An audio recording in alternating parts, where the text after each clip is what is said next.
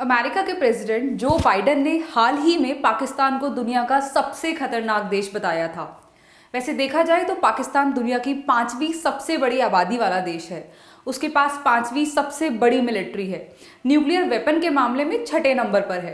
लेकिन पाकिस्तान के खराब financial condition, political instability, education और एम्प्लॉयमेंट की कमी, साथ ही मिलिट्री का तख्ता पलट पाकिस्तान को सबसे खतरनाक देश बनाता है। नमस्कार, मैं कृतिका रावत और आज द एक्सप्लेनर शो के इस वीडियो में हम उन 7 वजहों को बताएंगे जो पाकिस्तान को दुनिया का सबसे खतरनाक देश बनाती हैं। रीजन नंबर 1, पाकिस्तान ने चोरी से न्यूक्लियर टेक्नोलॉजी हासिल की और खतरनाक देशों को बेचा। 1971 में पाकिस्तान को इंडिया के हाथों एक शर्मनाक हार का सामना करना पड़ा, जिसमें उन्हें अपना पूर्वी हिस्सा यानी आज का बांग्लादेश गंवाना पड़ा था। वहीं दूसरी तरफ इंडिया अपने दम पर मई 1974 में न्यूक्लियर एक्सप्लोसिव डिवाइस की टेस्टिंग कर रहा था। 17 सितंबर 1974 को पाकिस्तान के फादर ऑफ न्यूक्लियर वेपन कहे जाने वाले अब्दुल कादिर खान उस वक्त के प्राइम मिनिस्टर जुल्फिकार अली भुट्टो को एक लेटर लिखते हैं। वो उन्हें न्यूक्लियर बॉम्ब बनाने का ऑफर देते हैं। खान उस समय physical dynamics research laboratory Netherlands में काम कर रहे थे।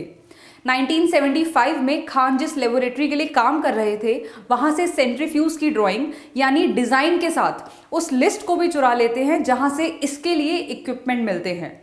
चोरी करने के बाद 15 दिसंबर 1975 को अब्दुल कादिर खान नीदरलैंड से भाग आते हैं।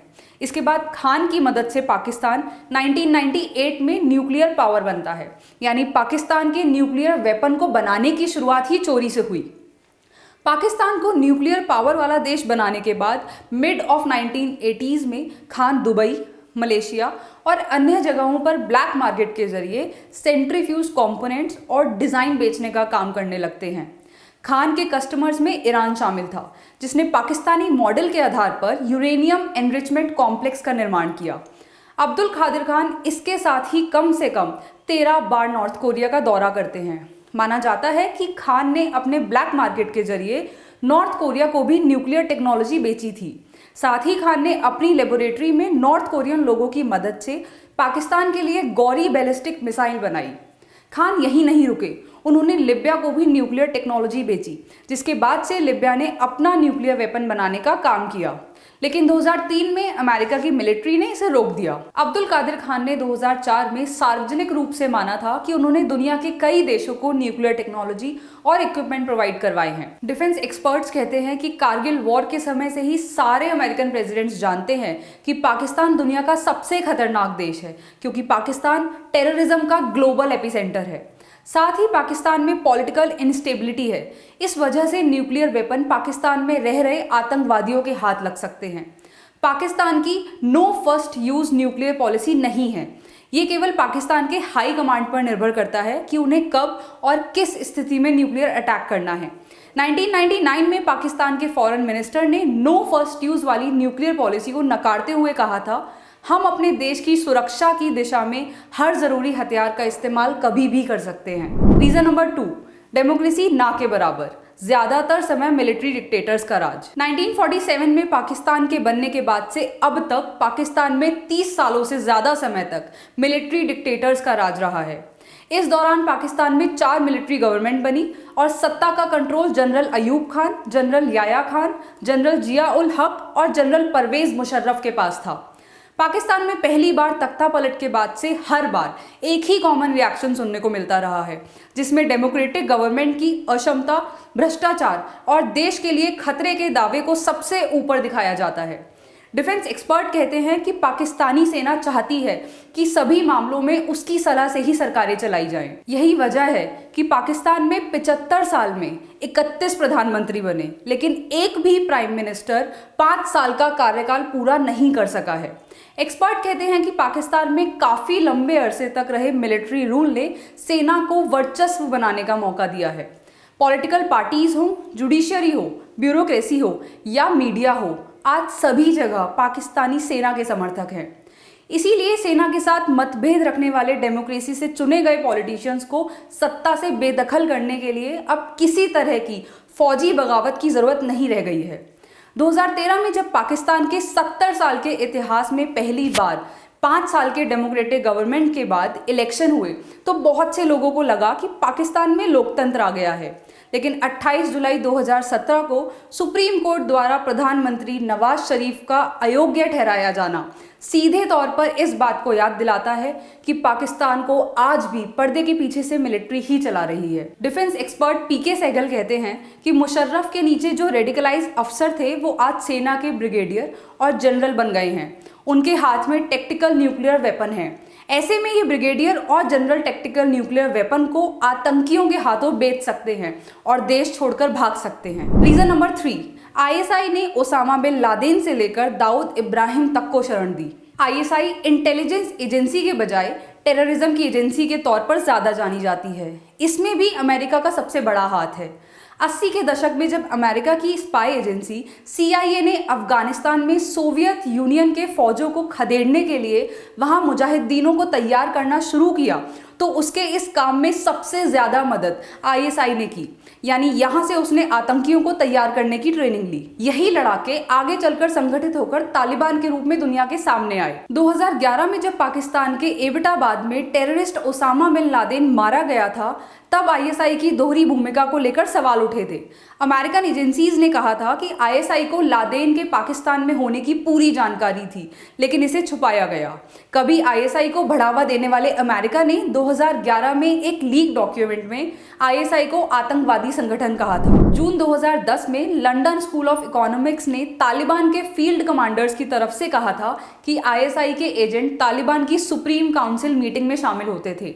1993 के मुंबई सीरियल ब्लास्ट के मुख्य आरोपी दाऊद इब्राहिम को भी पाकिस्तान में ISI का प्रोटेक्शन हासिल है। दाऊद का नाम इंटरपोल की मोस्ट वांटेड लिस्ट में शामिल है। उस पर धोखाधड़ी, क्रिमिनल कॉन्स्पिरेसी और एक क्रिमिनल गैंग ऑपरेट करने का आरोप है। अमेरिका ने 2003 में इसे ग्लोबल टेररिस्ट घोषित किया था। भारत में प्रॉक्सी वॉर और टेररिज्म फैलाने में ISI का बड़ा रोल है। ISI टेररिस्ट को ट्रेनिंग से लेकर हथियार और पैसे देने में महत्वपूर्ण भूमिका निभाती है। इन लड़ाकों को पूरी तरह ट्रेन करने के बाद ISI इन्हें पाकिस्तान सेना को सौंप देती है। पाकिस्तानी सेना इनका इस्तेमाल LAC पर भारत के खिलाफ करती है। जैश ए मोहम्मद और लश्कर ए ताइबा जैसे आतंकवादी गुटों को भी ISI ने ही बनाया है। रीजन नंबर 4, हर साल 1000 से ज्यादा हिंदू और ईसाई लड़कियों का अपहरण। Human rights organisation movement for solidarity and peace यानी MSP के अनुसार पाकिस्तान में हर साल 1000 से ज़्यादा ईसाई और हिंदू महिलाओं या लड़कियों का अपहरण कर लिया जाता है। इसके बाद उनका धर्म परिवर्तन करवाकर इस्लामिक रीति रिवाज से निकाह कर दिया जाता है। पीड़ितों में ज़्यादातर की उम्र 12 से 25 साल के बीच होती है। ह्यूमन राइट्स ऑर्गेनाइजेशन ने यह भी कहा कि आंकड़े इससे ज़्यादा भी हो सकते हैं क्योंकि ज़्यादातर मामलों को पुलिस दर्ज नहीं करती है। अगवा होने वाली लड़कियों में से अधिकतर गरीब तबके से जुड़ी होती हैं, जिनकी कोई खोज खबर लेने वाला ही नहीं होता। पाकिस्तान का सिंध सूबा अल्पसंख्यकों पर अत्याचार के लिए बदनाम है। इसी सूबे से पाकिस्तान में सबसे ज्यादा हिंदू और ईसाई लड़कियों के जबरदस्ती धर्म परिवर्तन कर निकाह कराने की खबर सामने आती है। रीजन नंबर 5, आतंकवाद के खिलाफ एक्शन न लेने की वजह से FATF ने ग्रे लिस्ट में रखा। मई 2019 में यूनाइटेड नेशन सिक्योरिटी काउंसिल ने टेररिस्ट ऑर्गेनाइजेशन जैश ए मोहम्मद को बैन कर उसके सरगना मसूद अजहर को इंटरनेशनल टेररिस्ट करार दिया था। उस वक्त जानकारी सामने आई थी कि पाकिस्तान पूरी दुनिया में सबसे ज्यादा बैन किए गए लोगों वाला तीसरा देश है। UN ने पाकिस्तान के कुल 146 नागरिकों को बैन किया है। ये इराक और अफगानिस्तान के बाद सबसे ज्यादा संख्या है। UN ने बैन किए लोगों की पूरी डिटेल्स दी थी। इसमें 26/11 के मास्टरमाइंड हाफिज सईद, लश्कर ए तैयबा, जकी उर रहमान लखवी और हक्कानी के नाम भी शामिल थे। अंडरवर्ल्ड सरगना दाऊद का नाम भी इस लिस्ट में है। 2019 में अमेरिका यात्रा के दौरान पाकिस्तान के प्राइम मिनिस्टर इमरान खान ने स्वीकार किया था कि उनके देश में 30 से 40 हज़ार टेररिस्ट हैं। उन्होंने कहा था कि पाकिस्तान में 40 टेररिस्ट ऑर्गेनाइजेशंस एक्टिव रहे हैं। रीजन नंबर 6, सभी पड़ोसी देश पाकिस्तान से दुखी हैं। डिफेंस एक्सपर्ट पीके सहगल बताते हैं कि पाकिस्तान से उसका हर पड़ोसी देश दुखी है। अफगानिस्तान साफ तौर पर पाकिस्तान को अपना सबसे बड़ा दुश्मन मानता है। ईरान भी उसे अपना बड़ा दुश्मन मानता है। हिंदुस्तान में आए दिन पाकिस्तानी फेक करेंसी के माध्यम से हमारी इकोनॉमी को तबाह करने में लगा रहता है। ड्रग्स के माध्यम से इंडिया के यूथ को बर्बाद करने की कोशिश करता रहता है। ड्रोन के सहारे हथियार भेजकर जान माल का नुकसान करना चाहता है। बांग्लादेश में बड़े पैमाने पर आए दिन जो सरकार के खिलाफ विरोध होता है उसे पाकिस्तान ही शह देता है। दुनिया भर में जहां भी आतंकी एक्टिविटीज हो रही हैं उनमें डायरेक्ट और इनडायरेक्ट तौर पर पाकिस्तान का कनेक्शन पाया जाता है। रीजन नंबर 7, आतंकवाद के नाम पर अमेरिका से 13 साल में 86,000 करोड़ रुपए लिए। पाकिस्तान की सेना समय समय पर दूसरे देशों से भी आतंकवाद का खात्मा करने के नाम पर फंड लेती रही है।